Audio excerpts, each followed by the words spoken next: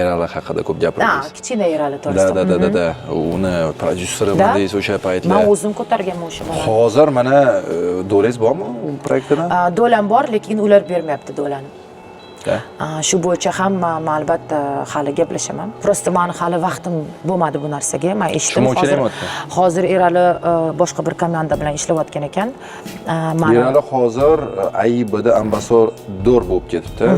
Umar Kremlov bilan birga Umar akamdan обязательно men so'rayman nima bo'layotganini, chunki bizning kontraktimiz bor. Sardor Basriyev baba bilan birgalikda 30%, meni 30%im bor unda. Kontrakt 25 yilga kontrakt tuzilgan.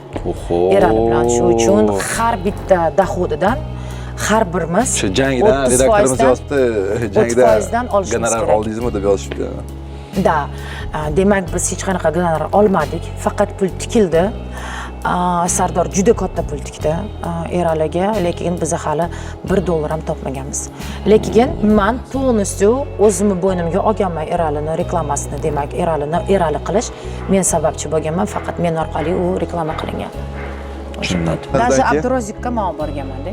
Eralini olib borganman o'sha yerga. Abdurozik bilan tanishtirganman. Keyin bu yerga bitta tadbirga Erali, Xazbek va Abdurozik olib kelingan. Тоже men hammasini hal qilib berganman, olib keltirganman. Tushundim. Sal yuragi siqilib gapiryapti bu temani. Конечно, как o'g'limdek qaraydim-da o'sha bolaga men. Ko'zingiz yonib aytaveradi o'shanda. Da. Hozir esa hech qanaqa aloqa yo'q, umuman gaplashmaymiz.